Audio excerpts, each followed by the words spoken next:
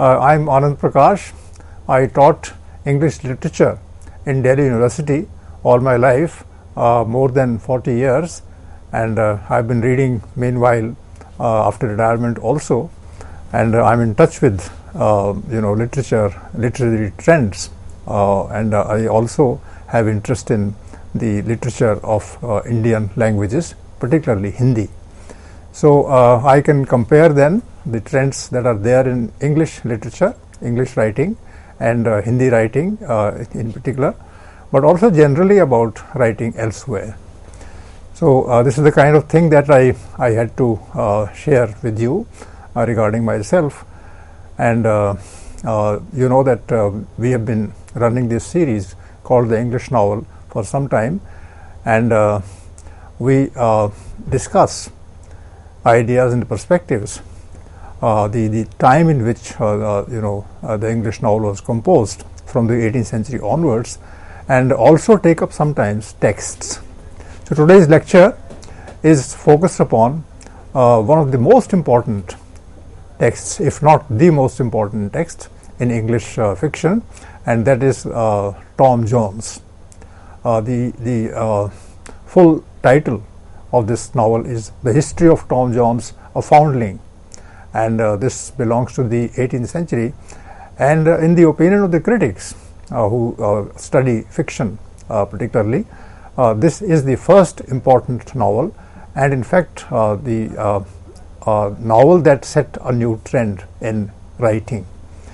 When I say new trend in writing, I literally mean everything that I say in it, all the words, because till the 18th century, people wrote poetry, they wrote plays, they also wrote thoughtful prose, they also talked about in prose about general manners, but nobody wrote a novel in the sense in which we know the term.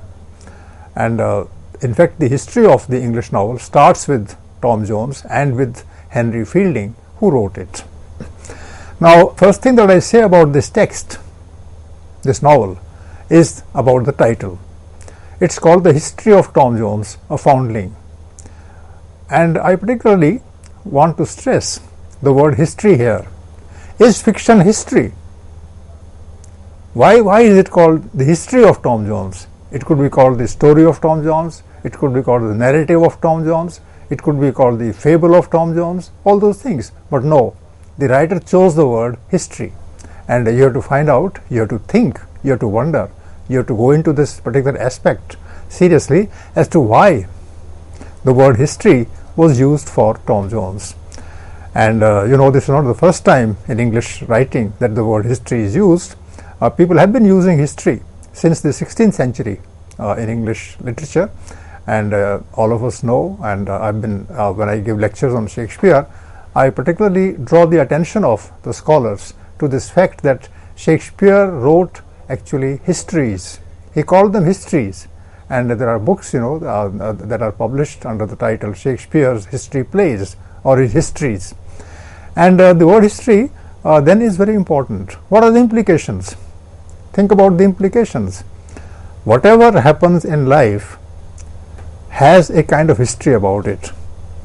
It happened. It was factual. It talked about people who lived actually.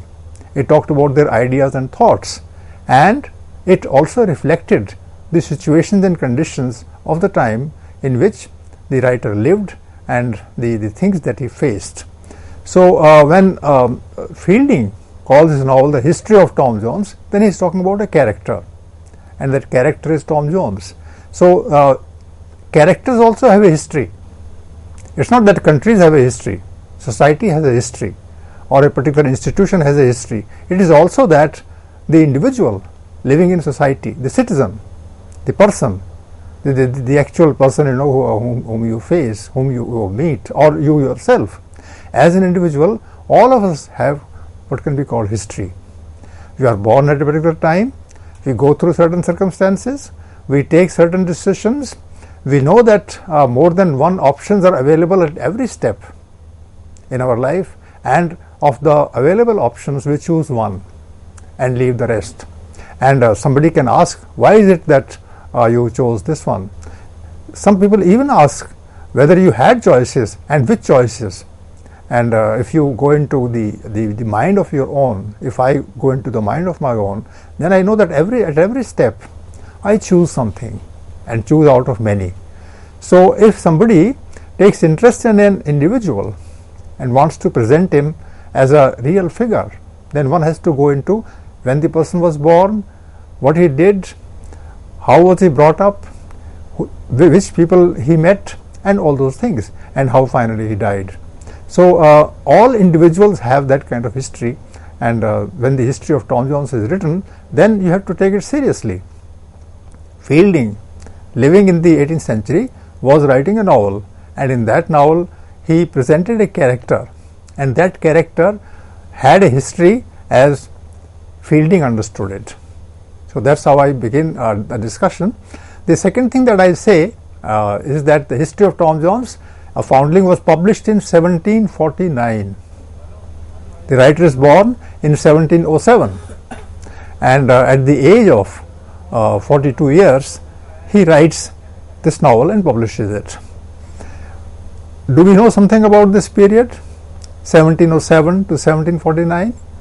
England had a revolution, had a social change, had a political change a few decades before Henry Fielding was born. So Henry Fielding would be meeting many people in his own life who had, if not seen that particular revolution themselves, then they had met people who had seen that revolution, and that revolution was in the 1640s, and it was called the Cromwellian Revolution, and that actually changed the entire course of England. And after that, England didn't remain the same country that it was till then. What do I mean by this?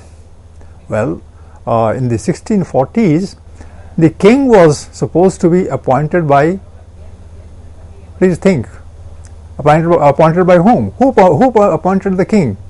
And the answer was that God appointed the king. So no humans, no society, no social forces were involved in the choice of the king. He was appointed by God himself.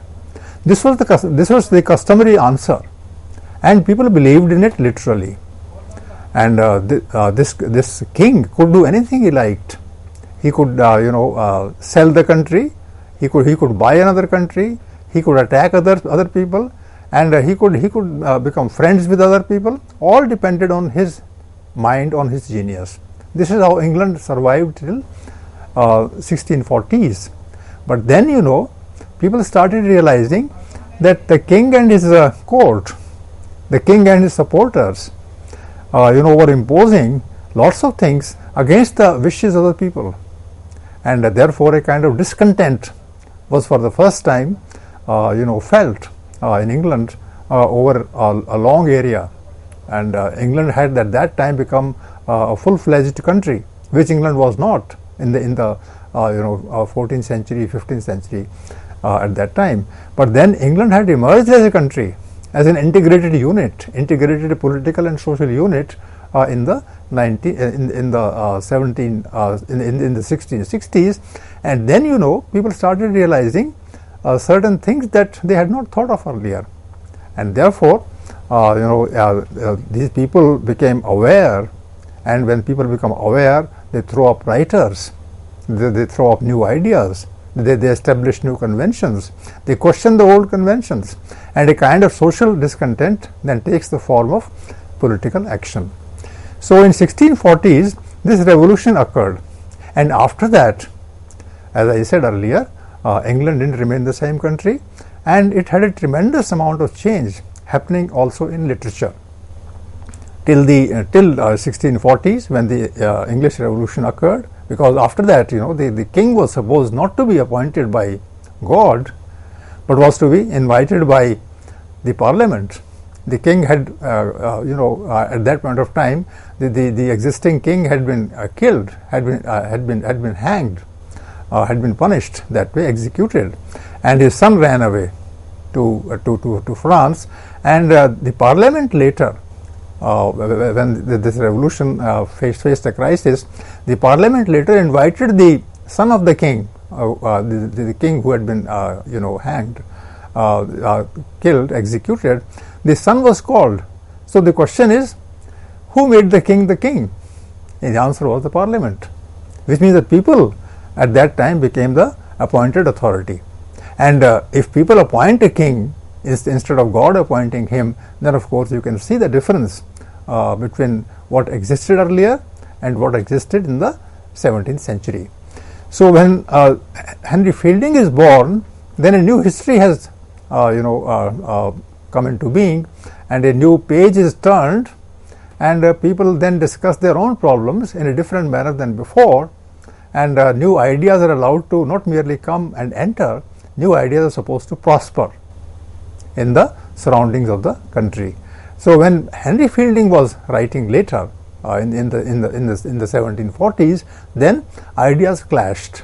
Those ideas were discussed, they were published, they were read about, and these ideas traveled from one place to another. They also traveled from one home to another in London, which was the center of England at that time too.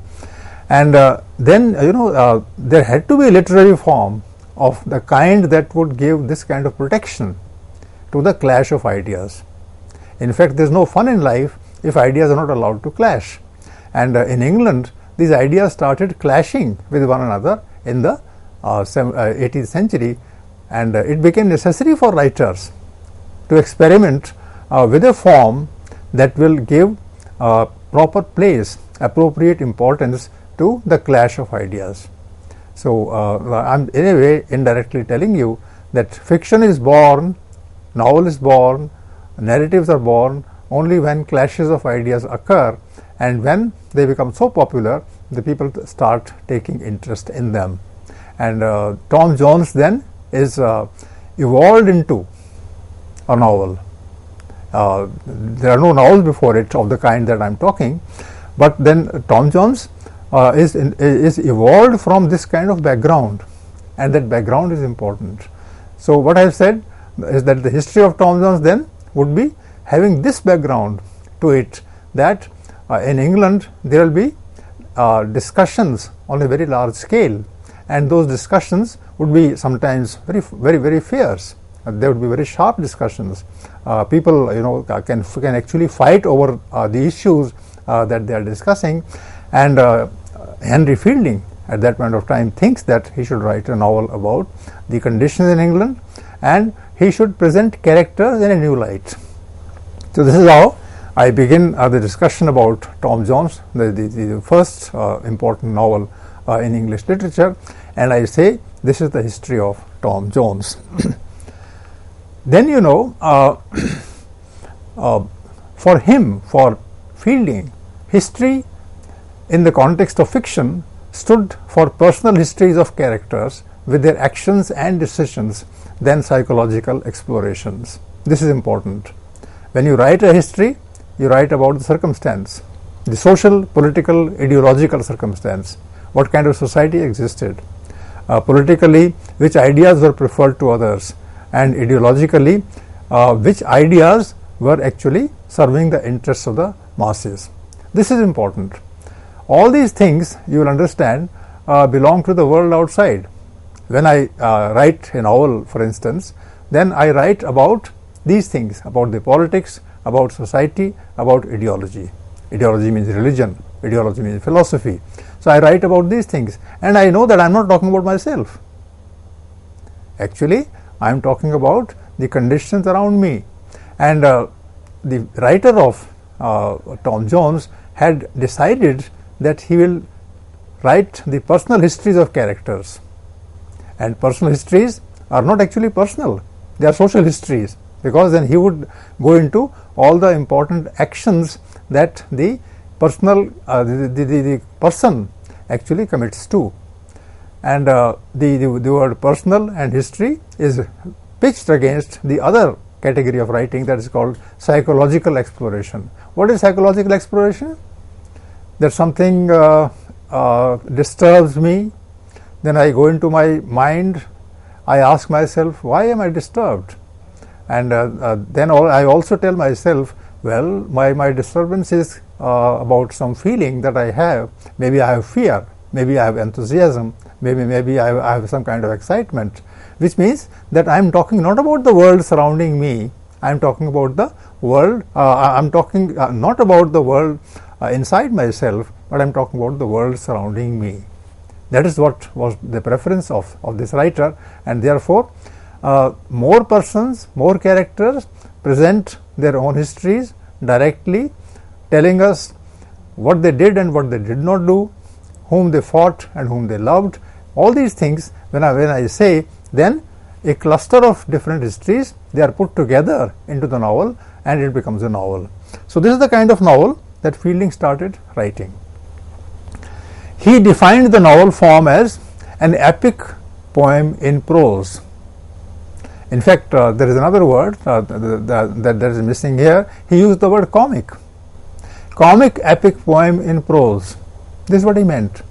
In other lectures also I referred to it, but the only word that I want to discuss today is the comic epic poem. That is a novel. Now, what is a novel? If somebody asks you asks from you this question, then you can always quote Fielding, who said a novel is an epic, comic epic poem in prose. What does it mean? Comic epic. Are epics comic? We have our own epics, ancient written in the ancient period. Are they comic epic? In Europe, you have Greek epics, Homer's epics particularly. Are they comic epic poems?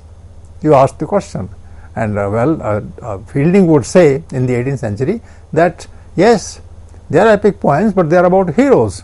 But he is writing about comic epic poem, a comic epic poem about the ordinary masses. You can ask the question: are ordinary masses heroes?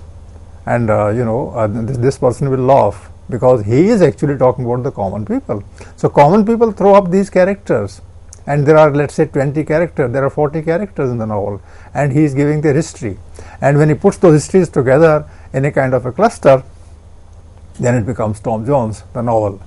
Anyway, what is comic in the epic poem, and how is the comic epic poem written in prose, not in poetry? So epic poem in poetry, in prose, that is what is meant. So the whole thing is mixed up. Comic then would be actually optimistic. Don't think of laughter. Laughter will be there, of course, but then it will be optimism. When you write a novel, you should be optimistic. Optimism is the opposite of pessimism, sadness. So don't be sad. Don't accept defeat. Don't say that life is full of sadness. Always say life is a playground where we have our fights and we also have our victories. So everything should finally fall into a pattern and end up with victory. That's what comic is. Epic poem, I've already discussed, that something that is about the whole society, about history, and that it is of epic proportions. And you know that whether it's the Indian epics of that time, or whether it's the Greek epics of that time, all of them were involved in talking about heroes, talking about people who were active, and therefore they were epics. Anyway, it's a new form that is being born in the 18th century at the hands of people like Fielding, and he defines this novel that he wrote as an epic poem. Tom Jones belonged to the genre of picaresque novel. This is the second point. It is a picaresque novel. What is a picaresque novel? And as well as humorous fiction, as I point out, the first picaresque novel. So think about it. I explain it like this. Picaro, as the word is first recorded in 1615, it's a new word. It's not very old. It means a male roguish adventurer and vagabond. The person is not a serious person. The person is not very cultured either. The person does not do a job. The person who is at the center of the novel, of this novel. So who is a picaro? It's a rogue. It's an adventurer. A person who doesn't follow the principles of society. A person who is not cultured. And he is a vagabond. He moves from one place to another. He doesn't stay at one place. He doesn't take part in specific actions of society. He keeps moving around. So vagabond in Hindi would be called Gumantu, a person who all the time is moving around. Adventurer, he believes in adventure. He believes in taking steps that will shock people, but then he would like to understand the strange things of the world. So he believes in adventures. If there is a corner of society or a forest that nobody has seen, then this person would go there and find out, and that will be for him an adventure. It will be a kind of a task that he wants to perform because he is curious about it.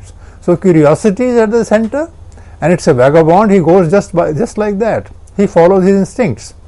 So this person is called Picaro. Can a Picaro be at the center of writing? Well, you should not ask this question, because Picaros have that job actually cut for them. They are the people who don't belong to a particular society, who don't belong to a particular language. They just are moving around, they are watching everybody, and they are thinking on their own, and they don't follow any rules. So Picaro is that kind of a person, and this person is moving around. Now imagine somebody moving around like this in a society. What will he do? Today he is here, tomorrow he is 1,000 kilometers from here, or 100 kilometers from here, and here he was talking to friends of one category. After 100 kilometers, when he crosses next day or the next week, then he is talking to another people, another set of people, another set of circumstances, and he keeps learning. And finally he has covered, let's say, in his whole life of 40, 50 years, 60 years, whatever time is given or he gets. So this person then experiences different situations and characters, meeting characters, and he gives their account. That becomes a novel, and that is what Tom Jones is. Tom Jones, the character, doesn't belong to one place. He keeps moving from one place to another, and in fact that's an advantage for us who read English literature, that if you want to know what England was in the 18th century, then read this novel, and you will have a better idea of English society in the 18th century than if you read a history book about that period. So because this person is moving around, and he is going to all the corners, he meets different kinds of people, he understands them, doesn't understand them, they confuse him, they make him clear, all those things. So he is sharing, or through his depiction, the writer is facing, is actually getting enough material to share with his readers. It is also explained in literature as the main male character in a picaresque novel. So Tom Jones, the person, actually is a Picaro, and he is moving around. For us in the context, Picaro is a medium through which the wider world is shaped, and if in a pattern that on its side defies definition, the dialectic should not be missed. Imagine that the person is just moving around in a wider world, and then he cannot define what he sees, but then he shares the information with people, and there is a kind of dialectic there, that society emerges out of it. There is no plan, but the society with a pattern comes out of it. That is the dialectic, and this dialectic actually is exemplified by this novel. So I hope you understood this, that Picaro is a person that is at the center of this novel, and since this is not a responsible person, it's not a disciplined person, but a person who just follows his instincts, and he meets different people, and the writer through him is talking about episodes, situations, characters, and all the information that the writer has gathered with the help of Tom Jones and the associates, his friends, his foes, whosoever. That actually is going to be the novel. So I say, and this is the last point of this discussion, at the same time Picaro is a subject person who learns and widens one's mental horizon. From a curious and raw individual, he journeys towards a unity of selfhood missing hitherto. As subject, he joins meaningfully with the reader. This is a question that is directed at me, this is a question that is directed at you, that this character called Picaro is a subject person. Subject person, the active person, the person who takes decisions, who makes choices. And the moment he has taken a decision and he has got a choice, then you can look at him curiously, wondering as to why he did it, and that widens your horizon, that widens my horizon, that I start thinking of other things also, and which I had not seen earlier or thought about earlier, and therefore I am now able to understand my surroundings better. So from a curious and raw individual, he journeys towards the unity of selfhood. So he becomes self. Actually, most of us are not selves in that sense. I don't even know who I am. But unless I know who I am half a person. So this writer is actually telling people how to get selfhood through journeying through life. So what is selfhood? Well, these are all philosophical words, but then one can say that oneself is reformist, oneself is orthodox, oneself is revolutionary, oneself is critical. So all of us, have this self. We may not know about it, but if we know about it, then we have selfhood. And that knowing about oneself is what is at the center of this novel, and that is in fact what is at the center of novel in general, and particularly that novel which is written in the 18th century. So far we have discussed about this novel as a history, as a history of characters, and those characters, in the process of living in their conditions, they become aware about their own self, who they are, what they want to do, and what they should do, what they should not do, and whether actually they have got a lot from the world in which they live or not. So this is called selfhood, and that is aimed for achievement in the novel Tom Jones, written in the 18th century.